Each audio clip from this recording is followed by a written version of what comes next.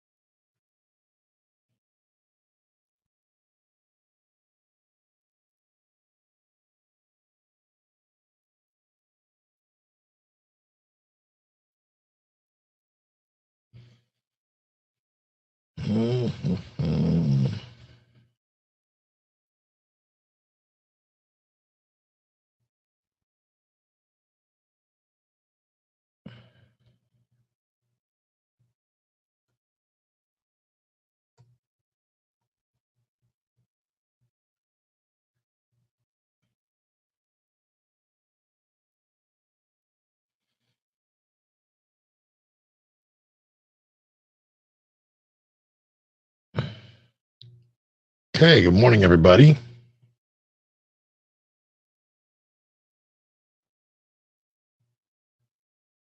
Hope you guys are having a great day. Can you hear me okay? If you can, just put a 1 in the chat. That would be great.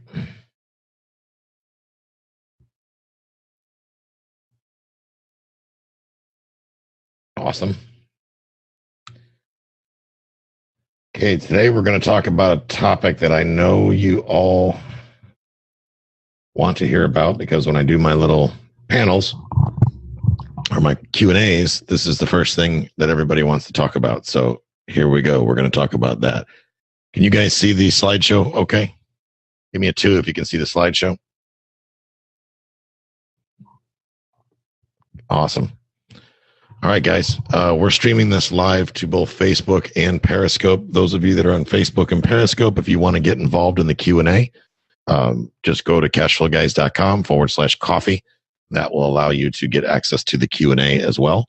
And of course, you'll be able to see recorded episodes from the past on the same topic. So I got all kinds of different things that we've covered in here. And we've been doing this now since January. So if you want to go back and watch some of the recordings, you can do that right on the website. So we'll start with good morning, guys. Those of you that don't know me, my name is Tyler. I am the host of Tyler Sheff. I'm the host of the Cash Flow Guys podcast. The Cash Flow Guys podcast is a real estate investing podcast that is designed to teach people how to invest for cash flow. In other words, I don't necessarily get into the get rich quick, the fix, the flip, the all that good stuff. I don't believe in the run to the back of the room, guru ridiculousness. Instead, we keep it simple. What we teach is things that actually work, and we don't believe that it should cost $50,000 to learn how to buy and to buy a $50,000 house. That was the reason why we started the Cash Flow Guys podcast. I, of course, am the host of that show. My wife helps me with that show as well. She kind of co-produces it, and sometimes she's on the show as well. And that's where we're at right there. Today, we're going to talk about raising private capital, one of my favorite topics. Today, of course, is March 17th. And today, we're going to cover a lot of the myths. I see a lot of people out there doing things that, well, let's just say are not even close to legal. And my concern is that, you're going to wind up in hot water. things to know here is that if you don't play by the rules, number one, people likely will not invest in your deals. And number two, you may attract some scrutiny from law enforcement that you didn't expect or welcome. So don't put yourself in that position. Be smart about it and take the time to do things right. If you don't do things right, that's when you start running into trouble. So avoid that. Nobody wants to attract unwelcomed attention by any means. And there we go. So starting out this morning, good morning, everybody. Let me get the slideshow focusing itself here. There we go. So first of all, as everybody on the call, we got people all over the place. We got people on Periscope. We got people on Facebook Live. We've got people here on the Zoom session itself. Has everybody joined the Facebook group? If not, here's the link right on the screen. That's cashflowguys.com/group. Cashflowguys.com/group. That takes you right over to my Facebook community. Gives you the opportunity to interact with a lot of the people actually that come on the show. A lot of my guests on the show are members of the community. I keep a tight rein on what goes on in the community. In other words, I don't allow people to post garbage on there. You're not going to get spammed. You're not going to get upsold a whole bunch of garbage. That's not how we do business. This is a site that is out there for education. As it stands, it's currently absolutely free. My hope is to keep it that way. It is a donation-based thing. So in other words, anybody's welcome to join. Doesn't cost you anything if you don't want it to. Come, hang out, join, ask questions, learn. That's the whole idea here. If you feel there's value and you feel like making a donation, that helps us, of course, keep the lights on. So we appreciate you taking the time to do that. If that fits your boat, we're going to be announcing that probably later today or tomorrow on how you'll be able to do that. But if a donation doesn't float your boat, if you've already been fleeced by every guru on the planet, and frankly, you're out of cash, don't worry about it. The whole idea behind the Cashflow Guys community is that it's a community of people getting together, a lot of which I've already taught quite a bit to, that are going to help you learn to earn. That's the bottom line. So head on over to cashflowguys.com/group. That allows you to join my free Facebook community. That is what they call a pretty link. There's a Facebook address also, but it's basically Cashflow Guys community.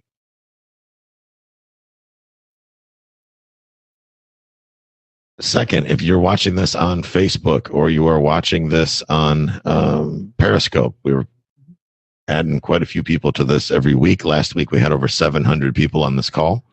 So we love that. I'm glad you guys are taking the time to come out and listen to me. So I know I'm not talking to myself. That's outstanding. We'll see how many we wind up with today. But you can register if you're on Facebook or Periscope or Twitter or anywhere else you're seeing us on YouTube. You can go to cashflowguys.com/coffee. That will get you right into the Zoom session. While I have you guys here, those of you that are in the Zoom session with me and can answer questions, question for you, do you prefer this format or do you prefer the group format where we all look at each other? I'm curious which one you would prefer, the traditional Zoom platform or the one like we have right now. The reason why I use the one that we have right now is because it allows me to stream it to Facebook, and it also allows me to deliver the content that I intend to deliver to you without having a bunch of interruptions. So, Daniel, good. Glad to hear that works for you. Outstanding. If you are not on the Zoom session right now, you're watching this on Facebook Live, YouTube, Periscope, you are one of the crowd that's watching this right now that is not inside the Zoom session, you can go to cashflowguys.com/coffee. Cashflowguys.com/coffee. That allows you to log into the Zoom question, ask questions directly to me. Today, we're probably going to have a lot of questions. So if you have a question you want and you're comfortable coming up on video, simply raise your hand.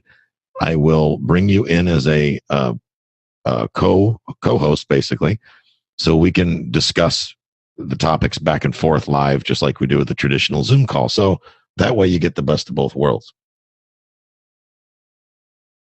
And the link is right there on the slideshow. If you look up cashflowguys.com/coffee, it's also in white right below, cashflowguys.com/coffee. Let's dig into it, folks. What do you say? I truly believe this. Zig Ziglar said this many, many years ago. I truly believe this to be fact. You can have everything in life you want if you'll just help enough people get what they want, okay? You have to be willing to give back to people. If you're not willing to give back to people, if you're the type of person that lives in in the scarcity mentality, then you're going to have a difficulty raising capital. You're going to have difficulty in real estate as well. You have to be in a position to help other people, because that's what this is all about, especially when you're raising capital. Your mindset should be about helping people that do not have the skills or the resources to deploy their capital safely, to enable them to earn a good return. Your mindset needs to be that your job is to help them do that. Now, that said, you have to make sure that you take the steps to protect the investor, or your financial friend. Now, Larry Harbolt talks about financial friends. I think that's beautiful.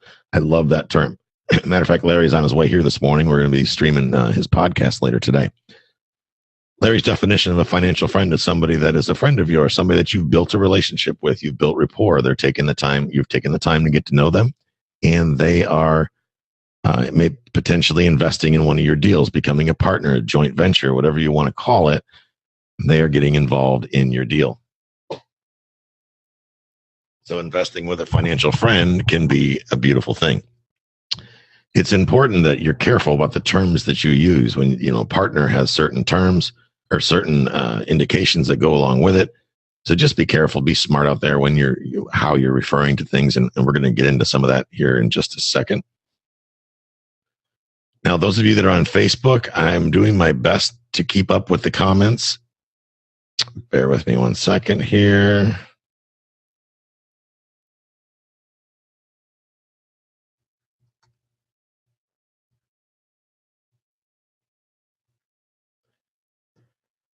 Those of you that are here for the first time and you came in through the code, just understand the code is always going to be the same. I made a pretty link, which is a static web link. It's always going to be, those of you that have registered, the link that I gave you is always going to work. In other words, if I change setups or something like that, or the end destination changes, it won't affect you at all. As long as you use the link that I sent you, that coffee code link I sent you in the email, that will always work. So I suggest you bookmark that on your phone. Make sure you have that information. So back to abundance mentality. It's about taking the time to understand what people want. And more importantly, it's about understanding what they need. This really comes down to the investor mindset. I truly believe that if I give to the marketplace will give back to me. Here's a perfect example. I've been doing this call since January. I come out here every Friday. There's no charge for it. I invest an hour with all of you. My audience has grown. It's over, probably this week, it'll probably be over 800 people. Last week, it was over 700 people. That's 700 people that I get to work with and get to help take the next steps. Is it logical that one of the 700 of you that are watching today, if you think down the road or you come across an opportunity or somebody that needs help doing something in the world of real estate, that you might think of me when that happens? Oops, excuse me, guys.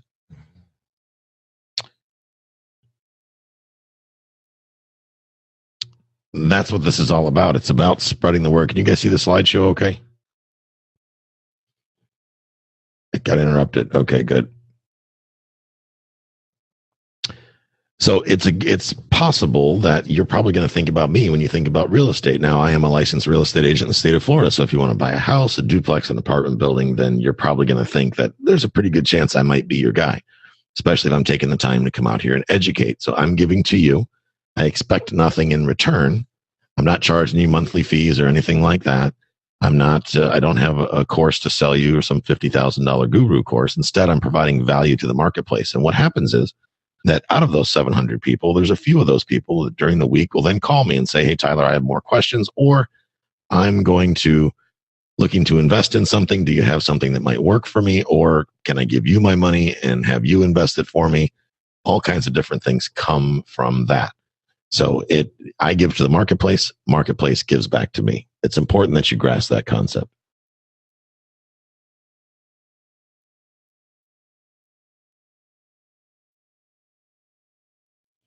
I want to start off with talking about the mistakes we make. And guys, when it comes to making mistakes, I assure you, I have made many more mistakes than you could possibly ever make. That I assure you, especially when it comes down to raising capital. Now, I am a former law enforcement officer, so I am very focused, laser focused on the law.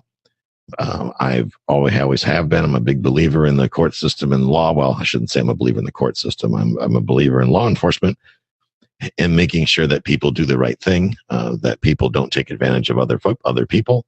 So to me, following the rules are very important. To other people, they're not necessarily as important, and that's a little scary. And today, my intent here is not to spook you. It's to keep you informed so that you can make good decisions. That's my point here. One of the most common mistakes that investors make is they are always in a rush. I've got to get a deal today. I've got to close on this now. If I don't do it right now, the opportunity is never going to present itself. You got to make sure you take the time to, first of all, understand what you're getting yourself into. Daniel, if I'm not quite sure what your question is there, let us know what you would be interested in a phone call on. If you could restate that question, that would help me a lot.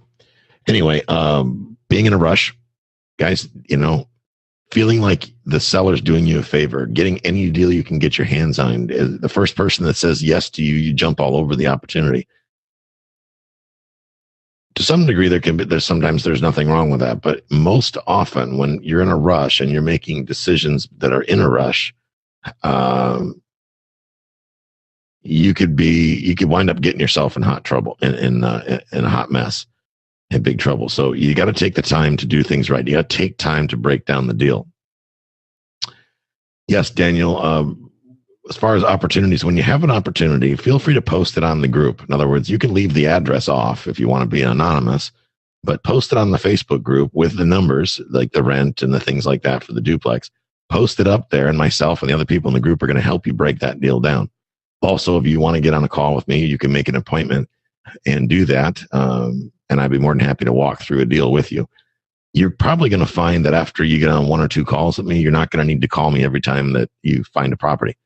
Because if you come to these events on a regular basis, you're going to learn how to analyze these deals, most of it yourself.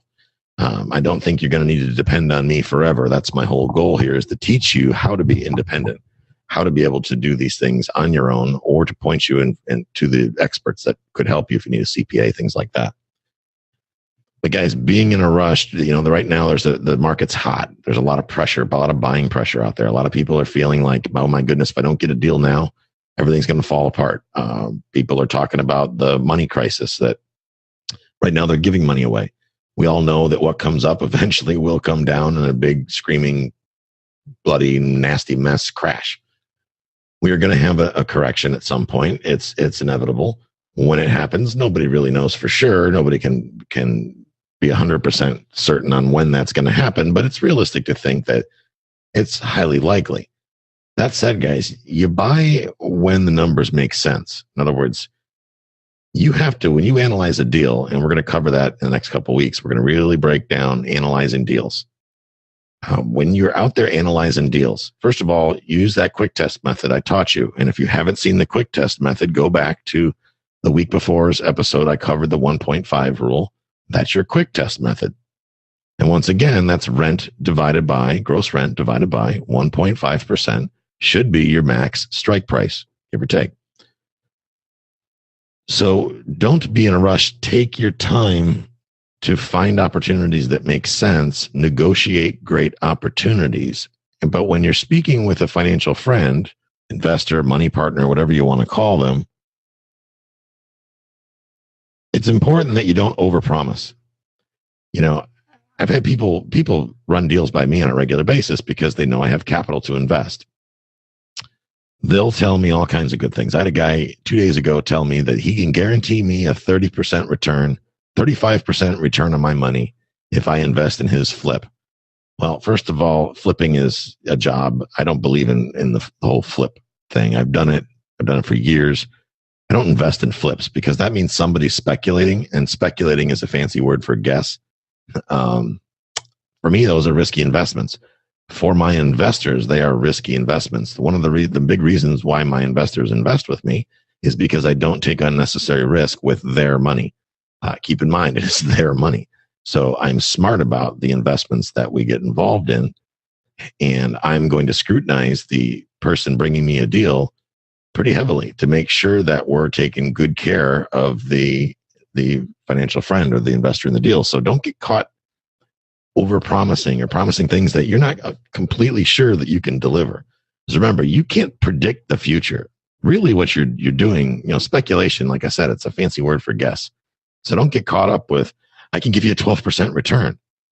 And then you find out, well, that flip needed granite countertops, and then they broke that countertop, so it needed another $3,000. And then, I didn't realize that the hard money lender also wanted this and that, and the realtor undersold it, or worse, you just tried to sell it yourself and you undersold it.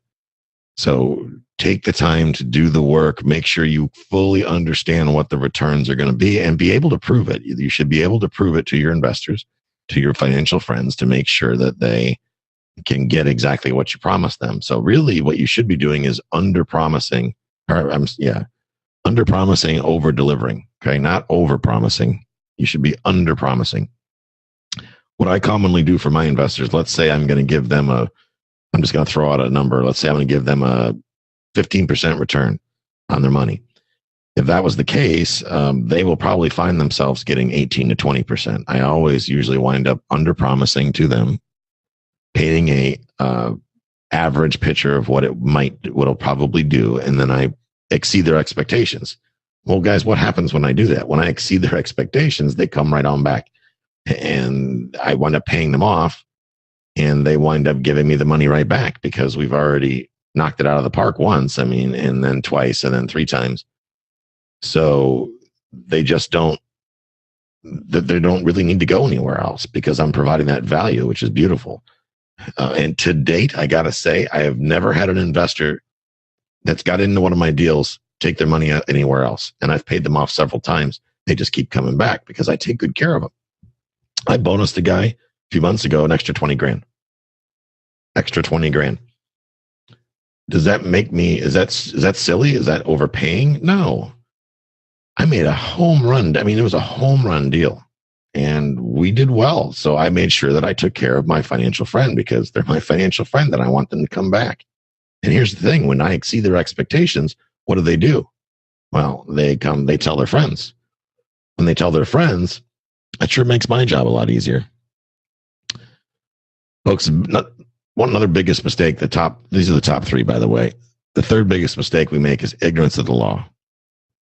And I'm here to tell you, the government, the Securities and Exchange Commission, the IRS, your state financial boards, they don't care if you don't know the law. They don't care that the guy at the RIA gave you bad advice. They don't care that the dude on YouTube, really didn't know what the heck he was talking about.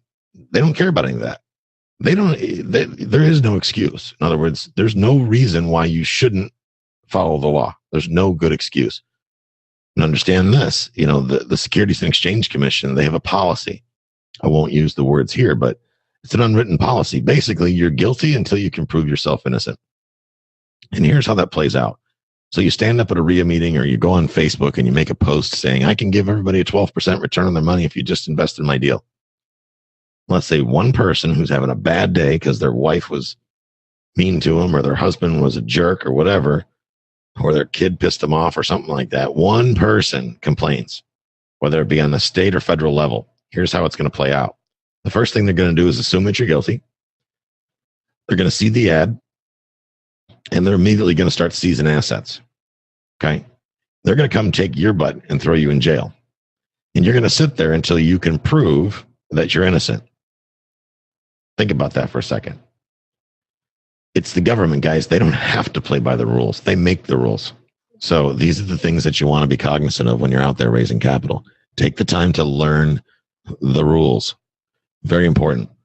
I'm going to give you a couple regulations today I want you to study. This is not rocket science. This is not you don't need a master's degree in the Securities and Exchange law. I'm not asking you to be an attorney. I'm simply asking you to do a little bit of research before you run out there half-cocked. Raising money is easy. Understand that. Raising money is easy. There is more money out there than there are deals to put it in. It's very, very easy if you do it the right way. If you do it the wrong way, you're going to get a lot of no's. A lot of people are going to shut you down, especially the people that are experienced investors and they know what they're doing. They're going to shut you down in a heartbeat if you're not playing by the rules. They're going to look at you as if you're shady. Don't put yourself in that position because you're not shady. First one, Rule 506 of Regulation D of the Securities Act of 1933. If you Google that, Rule 506 or Regulation D or Reg D as it's called, be familiar with that. Regulation D. I'll put it in the chat. Regulation D. Rule 506. Read that. Google search it. Read what you can about it. Get right on. And when I say read what you can about it, go directly to the SEC's website. When you're researching tax code, read it from the IRS website. When you're learning federal regulations regarding securities, read it from the Securities and Exchange Commission website. Don't read it from some blog that some dude maybe goofed up his research on. Take the time to read what's going on, okay? That is a very important regulation or rule that you need to understand. 17 CFR parts 230, 239, and 242 of the Code of Federal Regulations. CFR, guys, stands for Code of Federal Regulations, okay? Take the time to read through this. You don't have to be an attorney. You don't have to be an expert in it, but you should be familiar with it. Here's what we find in today's society. People tend to assume too much and they don't ask questions. And unfortunately, sometimes this applies to attorneys. Now, you go hire an SEC compliance attorney, Securities and Exchange Commission compliance attorney. They may assume that you've done some research and you've done your homework. They may assume that you understand the regulations, so they don't have to tell you each and everything that you can and cannot do. When they do that, which I guarantee you will happen, you will find out that they assumed incorrectly because you don't have all the information. That's why you hired them. Now, I don't have an issue with attorneys. I've got a lot of my friends are attorneys. Sean Yesner, one of them, great attorney. He's my real estate attorney. Is he an SEC compliance attorney? Absolutely not. He'll be the first one to tell you. He will not answer your questions in this topic. He won't do it. He will refer you to an expert. That's what they do. That's what they should do. Just like me. I'm not going to dig deep and get into interpreting the law. Not my job. You need to get with an attorney. It's an attorney's job to interpret the law. See, Sean's on the call, as a matter of fact. He's not an SEC attorney, and he does have a friend that is a SEC attorney and who can refer for questions. That's outstanding, guys. Take the time to go directly to the experts. What I teach you here today, and what I always teach you, is a general overview of things that you should be considering. I'm going to point you to specific references, and I want you to go to them and take in that information. I want you to read that information, get comfortable with it. That way, it's going to bring questions to you. It's going to bring questions up to the front of your brain. That's going to help you talk to that attorney and say, hey, Mr. Attorney, let's call him Joe. Hey, Joe, what's this about? The Reg D says there's an exemption that I can advertise under certain regulations, but I don't understand what those rules are. Can you help me understand? You see, if you just walk into that attorney's office and say, so I want to raise money to buy a trailer park. Well, that's going to make for an expensive bill, let me tell you. So take the time to do some preliminary research to have a general understanding of what you're getting yourself into when you're raising capital. Do that little bit of homework. Ignorance of the law, folks, is not an excuse. It does not excuse you from following the law, nor does it excuse you from being held responsible for violating it. I said this on the previous slide. Do not take unnecessary risk with the Securities and Exchange Commission. Do not take unnecessary risk with the Internal Revenue Service. They are there to enforce their laws. That's why they're there. If they don't enforce their laws, then we'd kind of have anarchy, wouldn't we? So take the time to understand what's going on. Hire professionals. Make sure you understand what's going on. Don't be that guy that got hauled off the jail because of Facebook, posted on Facebook. Matter of fact, Sean, if you could make me an introduction to your SEC guy, I'd like to bring him on the show. Let's have him do a presentation so you can get it right from the horse's mouth, so you guys can learn the right way to raise capital. That's how we do it. We do it right. The Jobs Act is something else that you should learn and understand. This was put enacted into law by the Obama administration. It's called the Jumpstart Our Businesses Startups Act, or the Jobs Act. It's a law intended to encourage the funding of United States small businesses by easing various security regulations. Now, I'm not going to tell you which regulations, because I want you to go read the Jobs Act, read the highlights. Google search it, go to the government website, the SEC, learn about it, understand the generalities of it so that you are being compliant. That is absolutely critical, that you've got to be compliant.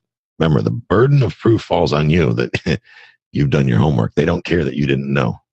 I didn't know any better is not a valid answer.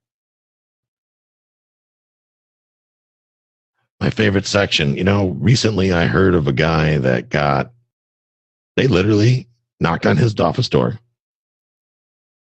raided his property, took his computers, brand new MacBook too. Oh, that sucks. Took his computers, took him away in handcuffs in front of his children, and he's sitting in jail right now. He hasn't even been arraigned, from what rumor says.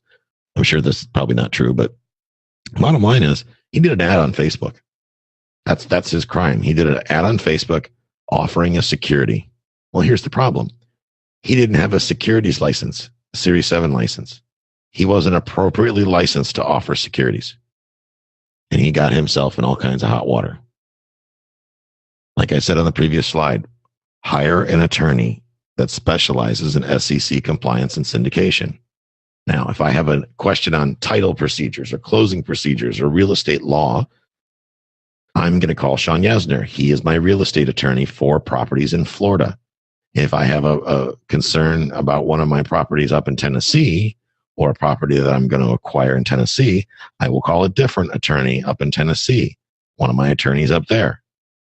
There are cases to where I may have a question that involves both states, so I may have my Tennessee attorneys and Sean collaborate, have a conversation to come up with a solution. They may speak to one of my corporate attorneys. Sean is also trained in bankruptcy law and things like that. He used to work at a foreclosure mill. If I was ever considering taking something subject to, which I'm not a big fan of, but if I was, I would call Sean, because he understands that. He worked in the foreclosure mills. He also worked against the foreclosure mills. He knows both sides of the game, so he understands what's going on. So I would automatically reach out to him to get clarity for what I'm doing. If I'm going to have an SEC question, I'm not calling him. For me, I'm calling my SEC compliance attorney.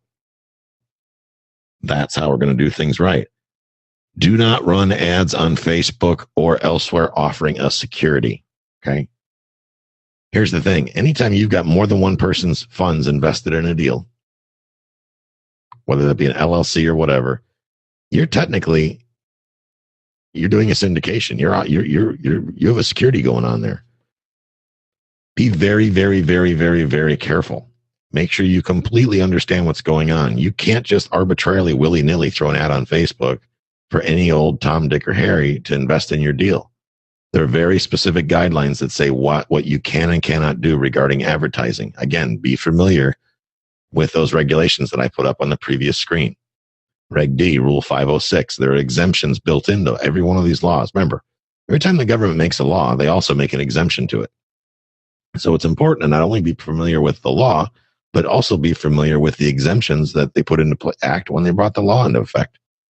So reach out to that attorney and ask those questions. Make sure, hey,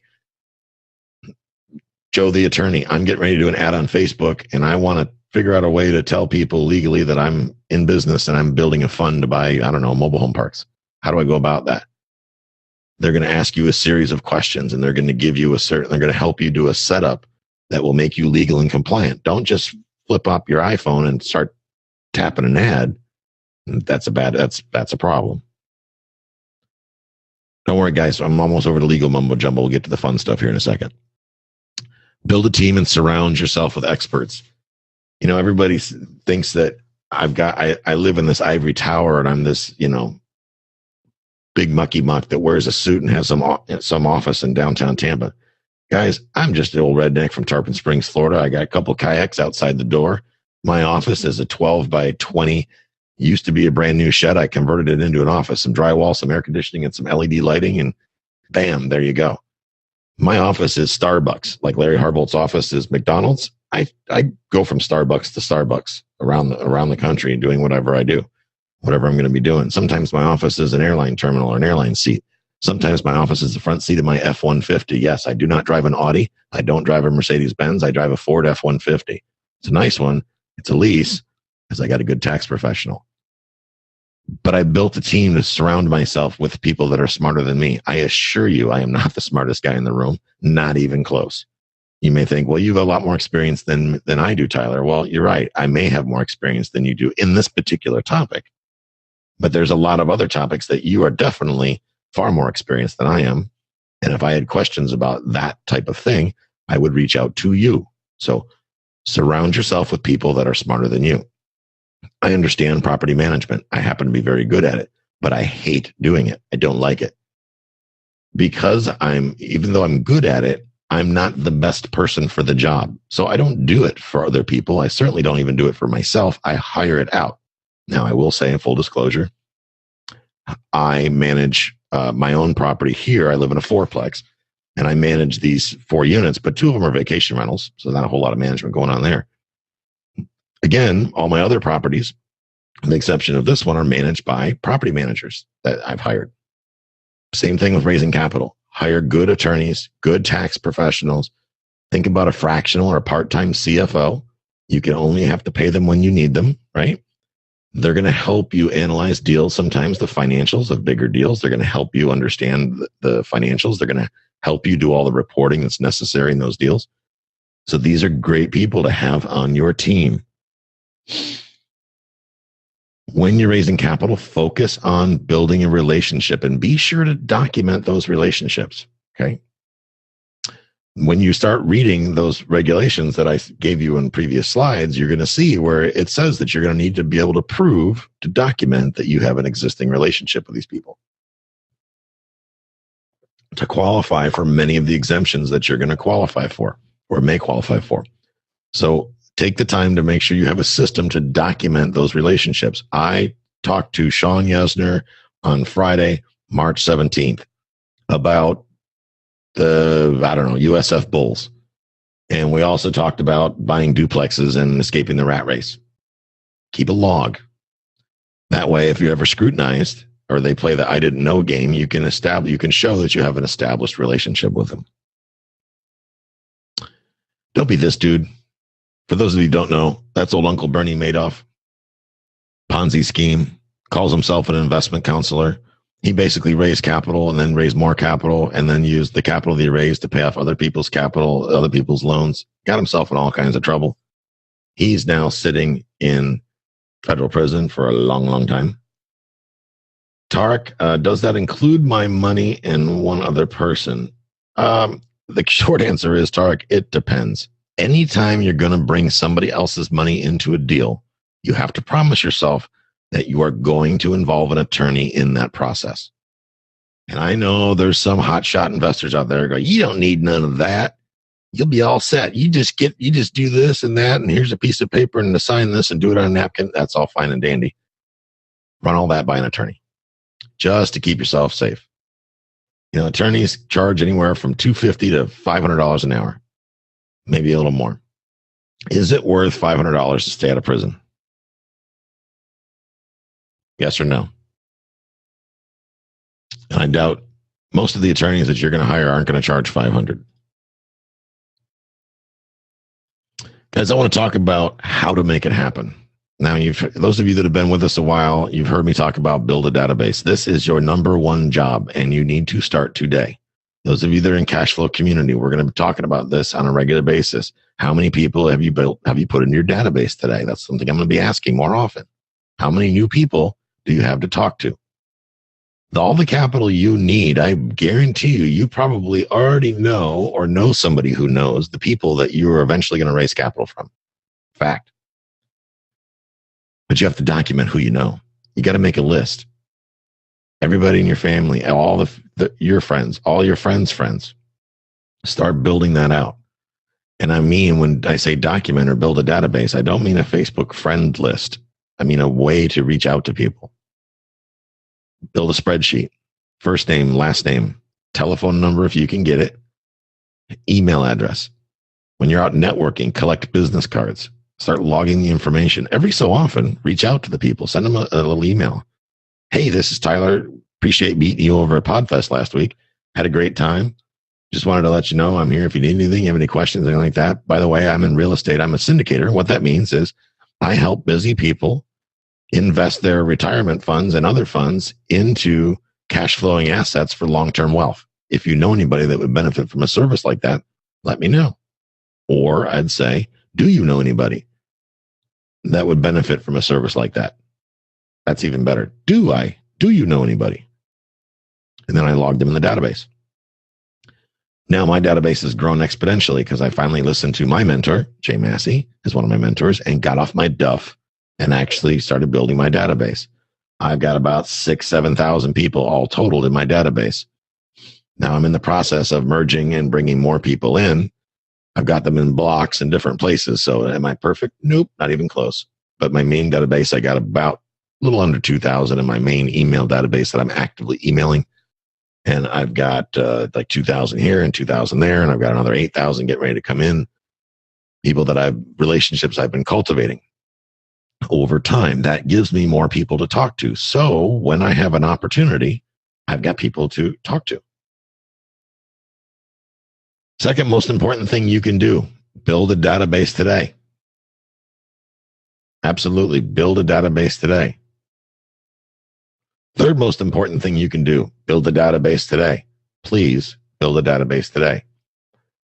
I spent an entire year not building a database. Well, I spent an entire 42 years not building a database several years ago when I finally decided to listen to the people that are smarter than me. And I finally started to build a database. Now I have a great database. Now I can put a message out. Here's an example. There's a wholesaling class coming up in Tampa. Tampa Bay RIA is putting it on. It happens to be a really good course. Normally, I don't recommend education besides Larry Harbolt and some of his friends because I really believe in the product that he puts out and I'll endorse it, but I don't endorse education as a whole. So the other day, they know TB RIA announced that they have their wholesaling course coming up. They sent me over an affiliate link. I put that affiliate link out to about 400 and some odd people in my database that live in the Tampa Bay area to give them the opportunity to take advantage of that in case they didn't already know. Had I not had a database, I wouldn't have been able to give them that value. See, I'm providing them value. Yes, it's an affiliate link. And of course, if they buy, I get a little commission out of it. And that's not why I do it, though. I do it because these people that have not had this training are going to go get this training. And they're going to remember who sent them to get that training. And when they're out there in the field, they stumble across multifamily property that I happen to be looking for hot and heavy. They might think of me and think, Tyler's the one that turned me onto this training in the first place. So maybe I should, if I got something that Tyler would be interested in buying, and that would be correct. I am interested in buying. Got money burning a hole in my pocket. I need to get stuff going here. Guys and girls, do not waste your money buying a list. Gurus will like to sell you a list of investors. Here's our list of cash buyers, our list of investors. Buy this, send them letters, and they'll send you money magically in the mail like a magic unicorn. False, false, false, false, false, false. Okay? Doesn't happen that way. If you got a letter in the mail from somebody you've never met, somebody you don't know, who you've not built a relationship with, would you call them up on the phone and say, would you like to use my IRA to buy a flip houses? Of course not. So if you wouldn't do that, what makes you think you making the same offer would have any different results? Okay. I've seen places that sell lists from several, from $40 to thousands of dollars. I've seen gurus use this as a lead magnet. If you sign up for my $50,000 boot camp, you'll get to leverage my investor database and you can buy property with our money or our investors' capital. Guys, when you hear that, that is what we call a lie. It's a lie. It's just a lie. And I don't want to hear but. No, it's a lie. It's BS, poo-poo, caca, BS. You're never going to raise any capital off a list of people you don't know. You have to build relationships with the people, okay? You build your own list. There's no shortcuts to this. Get people interested in what you're doing. And being new is probably the best thing on the planet. Well, let people go with you on the journey. Do you realize how often people want to live vicariously through the efforts of other people? That's what makes Facebook tick. Oh, look, Johnny's having a steak over at IHOP. Who knows? Look at the strawberries on that Belgian waffle. Man, that makes me hungry. I wish I could have a Belgian waffle. I mean, come on, people take pictures of their food, for God's sake. No offense to those of you that are on the call and do that. I've done it from time to time. But when people see you taking action and doing things they normally wouldn't do, is it reasonable to think that although they may be terrified to invest themselves, that they might be interested in maybe investing with you because that would reduce their risk? Because even though you're new, you're taking more action than they are. Is that logical? And if that's the case, is it possible that you might be able to strike up a conversation with them and over time build a relationship that will help lead to capital? One of my mentors, Jay Massey, Cashflow Diary, says, educate to dominate. Facts. Guys, facts. Educate to dominate. Teach other people. That's what I'm doing right now. I'm teaching you. I hope that you take this information and teach someone else. Add more value to the marketplace. Like I said earlier, when you bring value to the marketplace will bring value to you. Couple tips to get you to the yes. First of all, financial friends, they're investing in you, your team, and the ability to solve any problems that may arise. Okay, understand that. They're investing in you, your team, and your ability to solve any problems that can arise. Remember what we just talked about with the friend that's terrified to do it, but they might be willing to invest with you. Think of raising money like dating. Don't rush to the altar. You'll spook your spouse. This is a fact. Guys, if you are out there rushing to get capital raised, if you can just give me 100,000, you know how many times I've heard that? When you market under a name like Cashflow, guys, people think that I'm running around with pockets, buckets of gold.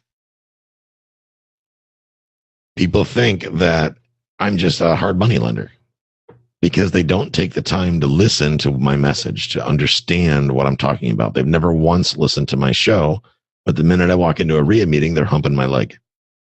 Yo, dude, yo, player, if you could just give me like 100 G's, I'm going to flip this house, right? And then when I flip this house, we're both going to get rich. I'm going to get like 200,000 for it.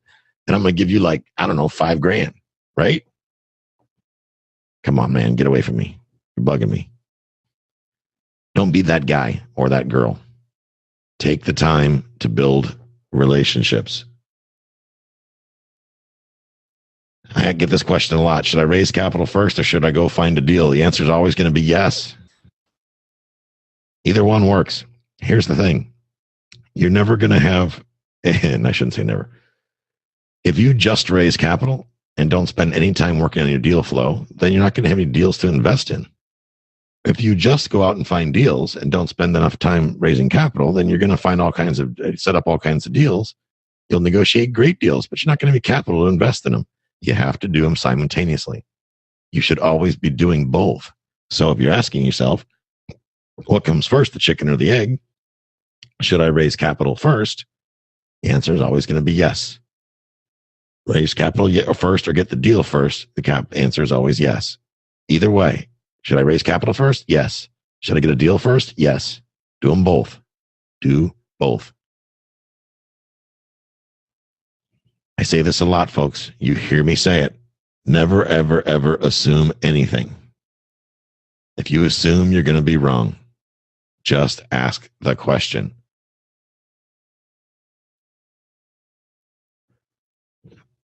I covered this a minute ago. I won't belabor the point. Just don't buy a list of investors. Guys, that is a cop-out. That's like buying an email list and spamming people. Don't do it. You just don't do that. That's bottom feeder. Come on. When you're speaking with people, a financial friend, you've got to uncover their true why. Here's an example. Let's say you are talking to a doctor, let's say. Doctor works for the hospital. In his certain arrangement or her arrangement, let's say that doctor, I'm going to use a her, for example. This doctor, let's call her Jennifer. Jennifer is a neurosurgeon, a pediatric neurosurgeon. Jennifer makes a ridiculous amount of money every year, and she's paid as a W-2 employee. Now, full disclosure, I am not a tax professional. This is not tax advice. This is for educational and entertainment purposes only. See, I have my attorney on the line. Stay off me, man. Back off me. Don't make me sick Sean on you. Anyway, understand their why. In this example, the doctor is a W-2 income earner. That tells me, as a syndicator, somebody raises capital, they probably have pretty healthy tax obligations. One way I can help them is to bring them on as an owner, bring them on title to the property, provided that their tax professional is on board with it and has explained everything to them. There is a potential they could see tax savings in the form of depreciation, which there are different types of depreciation, cost segregation. I'm not going to get into all that. You hire a CPA, they will explain it to you. But you can get amazing tax benefits that you can give to them if they are an owner of the property, part owner. People are thinking, well, I don't want them to be part owner. Well, you probably do. Trust me.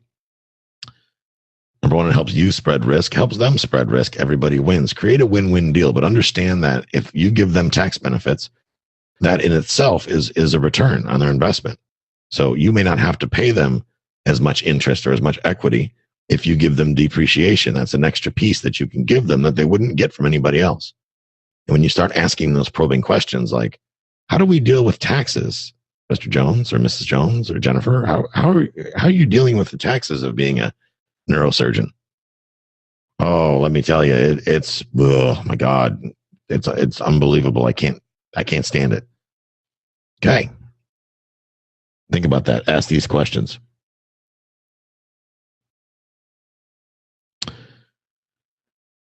Guys, I hope you found today helpful. If you found today helpful, type a 3 in the chat box. I'm going to expand on this. If you tell me that I should and you want to go learn more about raising capital, you want to take this to the next level, then drop a 3 in there. I will dig deeper. I'm not going to get into the legalities, but I'm going to get more into the sales and the marketing piece of this, about how to raise capital, how to do deals using other people's money. That is a resoundingly what people are telling me they want to learn. So I am listening to you and I'm willing to teach you that. So I will definitely be giving you a lot more information. Please join my Facebook group. You don't have an excuse not to, because it's free. If you're not on Facebook, well, I don't know what to tell you. Even Larry Harbolt's on Facebook, and he's old. Don't tell him I said that. He's almost here. He'll be here shortly. But join my Facebook group, cashflowguys.com/group if you're not already a member. Evelyn, I see you. If you are watching this on Periscope or on Facebook Live and you have not registered for this, you want to see the past episodes, whatever, go to cashflowguys.com/coffee. And I will take questions. If anybody has questions, either type them in the Q&A or raise your hand, and I'll be happy to call on you, and we'll turn on your audio and video if you're feeling frisky. Eric, I'm going to bring you onto a panelist here.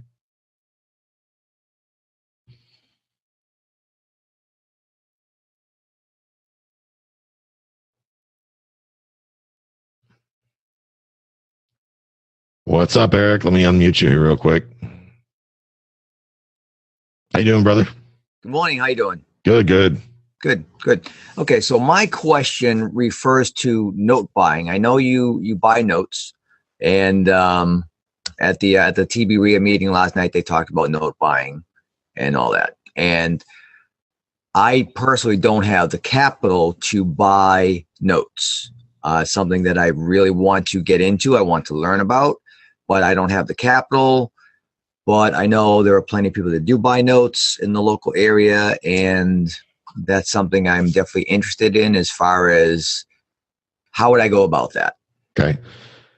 If you don't have your own capital, the easiest thing to do is to set up an entity. In other words, first of all, reach out to an attorney to get the overline. Tell them, hey, look, I want to buy notes and I want to use other people's capital to do it.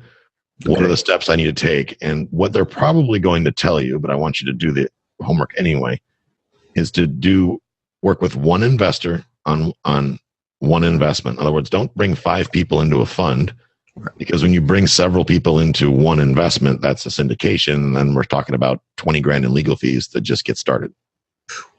But if you do like a joint venture or some other arrangement based on what the attorney tells you, and reach out to Sean, he'll give you that referral. Actually, Sean, if you're listening, if you could post that in the Facebook group, I'd appreciate that.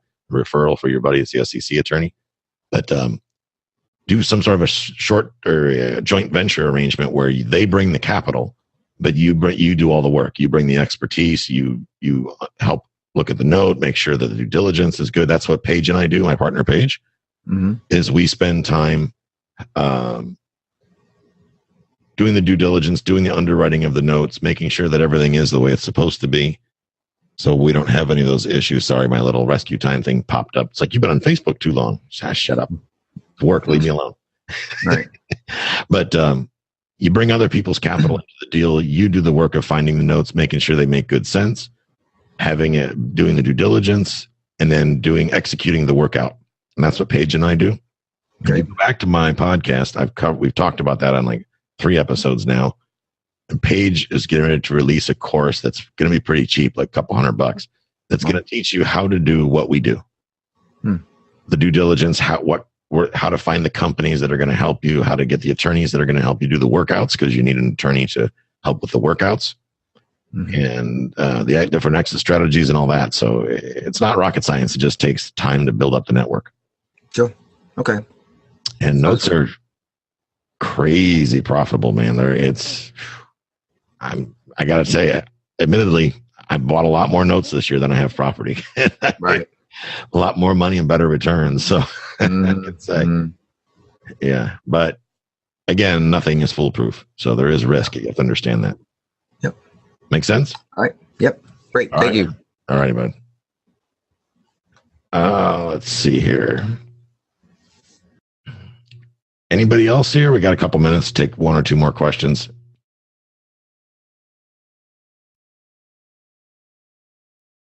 Let's see. I can now see in the Facebook. Let's see if we got anybody. If you do have a question, just raise your hand. Evelyn, I see your question. And let's see. Mike, I'm going to be looking at your deal. Mike, if you're on the call, I'm going to be looking at your deal here later this afternoon. Hopefully I'm waiting on an email back from tech support. My screen recording software decided to poop on me yesterday. And I'm helping one of my coaching clients underwrite some deals. So when my screen sharing or my screen recording software isn't working so well, that is a problem. So, okay, Sean, I connected you to SEC attorney by email and listening. I can post his info on the Facebook group. Cool. Thank you. I appreciate that. Thank you for doing that. And if nobody else has any questions, guys, we'll call that a wrap. I hope you have a wonderful weekend. I am going to be finishing up my vacation rental this weekend. I'm definitely getting out on the kayak this weekend if it kills me. And at some point, I'm going to go over to Innisbrook and go for a swim in the pool, because we joined Innisbrook recently, and I'm going to take advantage of that membership. So that's that. So guys, with that, I appreciate you coming out. I appreciate you spending Friday with me. If you found value in this, tell a friend, tell somebody to get them over to cashflowguys.com/coffee and have them register. And I'm interesting to see how many people we had today, but I'm probably over 700 people altogether between all the different resources and whatnot. But appreciate you guys coming out and spending the Friday with me. And I will talk to you again soon. Now, coming up on the next couple of Fridays, there's 2 Fridays I'm not going to be doing the call. One of them, I'm going to be taking my wife to San Juan, Puerto Rico for her birthday, for a little mini vacation. So I will not be on the call that weekend. That is the last weekend, the 31st. I will be out of town. I'll be in San Juan, and there's no way I'm doing this call while I'm in San Juan, because she will kill me. The chick scares the hell out of me. She'll kill all of you. I won't be able to save you. But But guys, have a great week, and we'll talk to you next time.